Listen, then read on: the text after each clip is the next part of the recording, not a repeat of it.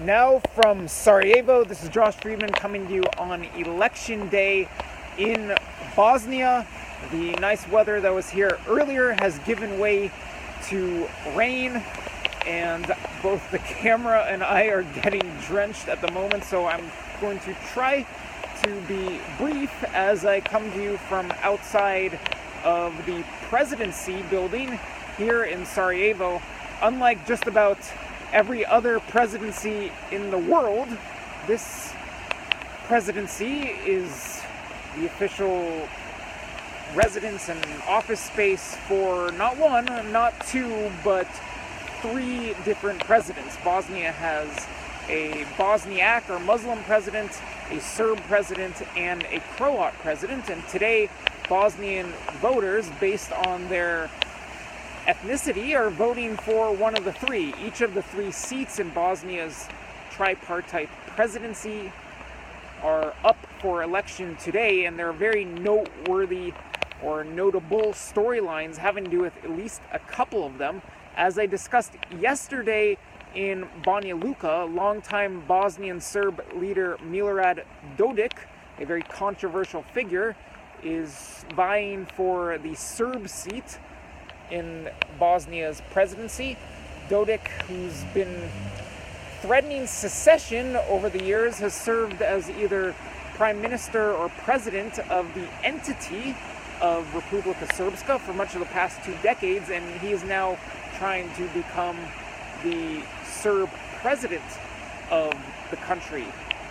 Dragan Čović is the incumbent Croat president of Bosnia, and he's not all that unlike Dodik in the sense that Čović is a very much a nationalist leader, and he has been calling for creating a third entity in Bosnia. So right now, Bosnia is basically divided into two entities. One is Republika Srpska, the Serb-dominated entity, and the other is the Federation of Bosnia and Herzegovina, which is basically shared by Muslims and Croats, but Muslims are much greater numbers and they have a lot more control over the Federation entity. And the Croat incumbent president, who's up for election today, has been calling for creating a third entity, which some people say,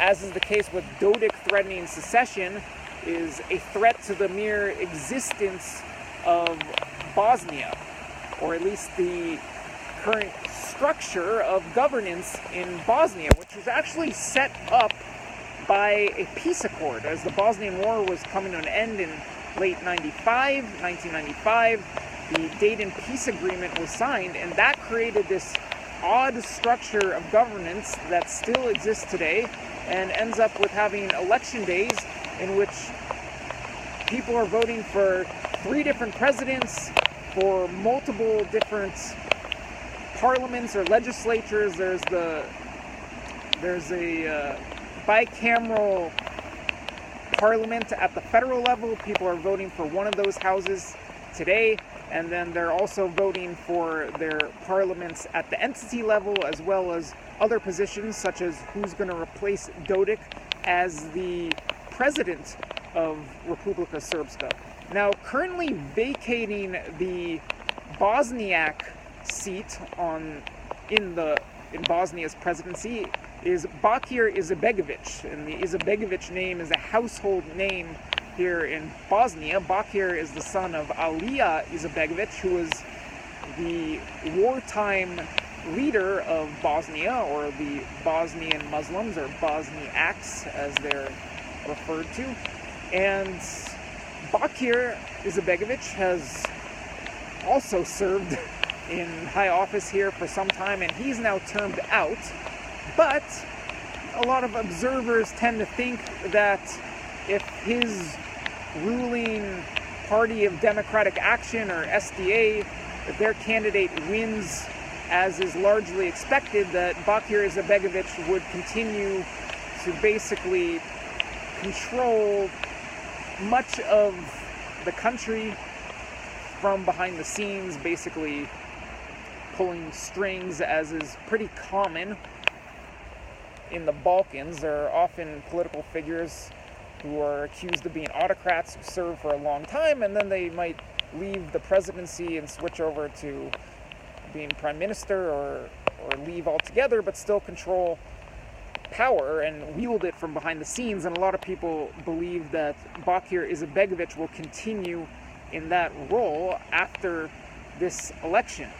Now, there are major geopolitical interests here, which I've briefly touched on in the past. Not too long ago, back in May, I was here as Izetbegovic was welcoming Recep Tayyip Erdogan, the president of Turkey, held a massive rally here in Sarajevo that he was banned from holding in other European states. At the same time, as I've previously mentioned, Dodik has become quite close with Russian President Vladimir Putin, and Dodik basically has been throwing a wrench in the integration of Bosnia into NATO and the European Union.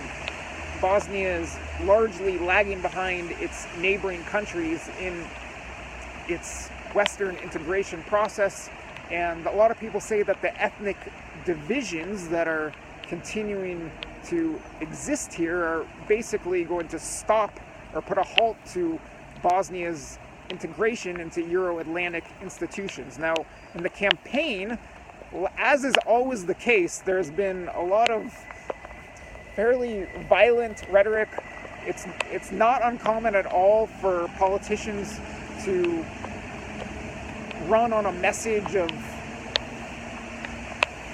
war talk, of saying that they're going to protect their own entity or ethnicity from the outbreak of war again in Bosnia. There's a lot of nationalism that is stoked during campaigns, and on the one hand, that might continue to keep the current or respective establishments in power here in Bosnia. But on the other hand, as I was reporting on yesterday in Banja Luka, there's been some bridging of the ethnicities over a couple alleged murder or wrongful death cover-ups, and we shall see if this is going to actually create some sort of political tide or momentum here in which people are not buying into all of the nationalist rhetoric anymore. But at the same time, I have to say, from walking around the streets of Sarajevo, it seems to me like what's reigning supreme is voter apathy. There are political signs, campaign signs plastered all over the place, which is normal here during election season in Bosnia. But it's just my impression that from seeing faces and people walking around town, they don't have too much belief in the electoral system here and in the system of governance, which remains quite bizarre even a couple decades after the Dayton Accords. But for now, this is the system we have. There are 3 presidents, and this could go on for a long time this way. It might not. We shall see. There are significant tensions here in Bosnia, but it's anyone's guess what direction this country goes in the future. As for me, I will be staying in Sarajevo to deliver you election results either later tonight or tomorrow, and I'm going to try to not destroy my camera in the process. So for now, ciao from outside the 3-part presidency in Sarajevo, Bosnia.